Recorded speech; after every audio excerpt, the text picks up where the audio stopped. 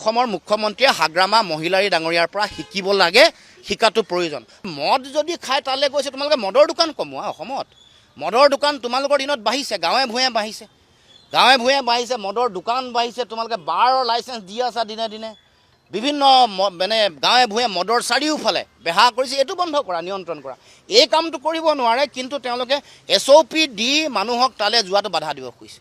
মূল কথাটো বাধা দিব খুজিছে, আৰু সেইকাৰণে বিভিন্ন মানুহৰ লগত ভূপেন হাজৰিকাৰ লগত কেতিয়াবা মাটিটো কম্পেয়াৰ কৰি দিয়ে। কম্পেয়াৰ কৰাটো উচিত নহয়। ভূপেন হাজৰিকা, ডক্টৰ ভূপেন হাজৰিকা এটা সুকীয়া সত্তা, জুবিন দাও এগৰাকী জাতিটোৰ কাৰণে সুকীয়া সত্তা। তুলনাও কৰিব নালাগে, মিক্সো কৰিব নালাগে, দুইটাক পৃথককৈ ৰাখিব লাগে। দুগৰাকী বেলেগ সত্তা অসমৰ জাতীয় জীৱনৰ কাৰণে। আৰু যিটো কাম হাগ্ৰামা মহিলাৰী ডাঙৰীয়াই কৰি দেখুৱালে, অসমৰ মুখ্যমন্ত্ৰীয়ে লাজ পাব লাগে। যিমান আহল বহলকৈ কৰিছে, যিমান ভালকৈ জন্মদিন পাতিছে, যেনেকৈ মাতি দিছে, মই কৈছোঁ যে অসমৰ মুখ্যমন্ত্ৰীয়ে হাগ্ৰামা মহিলাৰী ডাঙৰীয়াৰ পৰা শিকিব লাগে, শিকাটো প্ৰয়োজন। আমি আনুষ্ঠানিকভাৱে অসম জাতীয় পৰিষদে হাগ্ৰামা মহিলাৰী ডাঙৰীয়াক আমি অশেষ ধন্যবাদ জনাইছোঁ। আৰু এই প্ৰাণৰ শিল্পীগৰাকীক সন্মান দিয়া কামটো তেওঁ যাতে আৰু ভালকৈ বিশালভাৱে কৰে, পৃথিৱীত যাতে মুখ্যমন্ত্ৰীয়ে এই দায়িত্ব পালন নকৰিলেও যাতে হাগ্ৰামা মহিলাৰীয়ে এই দায়িত্ব পালন কৰে, তাৰ কাৰণে আমি আহ্বান জনাইছোঁ। অসমৰ মুখ্যমন্ত্ৰীয়ে হাগ্ৰামা মহিলাৰী ডাঙৰীয়াৰ পৰা শিকিব লাগে, শিকাটো প্ৰয়োজন। মদ যদি খাই তালৈ গৈছে, তোমালোকে মদৰ দোকান কমোৱা। অসমত মদৰ দোকান তোমালোকৰ দিনত বাঢ়িছে, গাঁৱে ভূঞে বাঢ়িছে, গাঁৱে ভূঞে বাঢ়িছে, মদৰ দোকান বাঢ়িছে, তোমালোকে বাৰৰ লাইচেঞ্চ দি আছা দিনে দিনে। বিভিন্ন মানে গাঁৱে ভূঞে মদৰ চাৰিওফালে বেহা কৰিছে, এইটো বন্ধ কৰা, নিয়ন্ত্ৰণ কৰা। এই কামটো কৰিব নোৱাৰে, কিন্তু তেওঁলোকে SOP দি মানুহক তালৈ যোৱাটো বাধা দিব খুজিছে।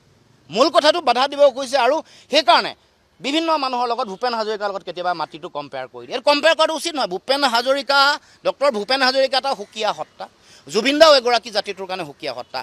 তুলনাও কৰিব নালাগে, মিক্সো কৰিব নালাগে, দুইটাক পৃথককৈ ৰাখিব লাগে। দুগৰাকী বেলেগ সত্তা অসমৰ জাতীয় জীৱনৰ কাৰণে। আৰু যিটো কাম হাগ্ৰামা মহিলাৰী ডাঙৰীয়াই কৰি দেখুৱালে, অসমৰ মুখ্যমন্ত্ৰীয়ে লাজ পাব লাগে। যিমান আহল বহলকৈ কৰিছে, যিমান ভালকৈ জন্মদিন পাতিছে, যেনেকৈ মাতি দিছে, মই কৈছোঁ যে অসমৰ মুখ্যমন্ত্ৰীয়ে হাগ্ৰামা মহিলাৰী ডাঙৰীয়াৰ পৰা শিকিব লাগে, শিকাটো প্ৰয়োজন।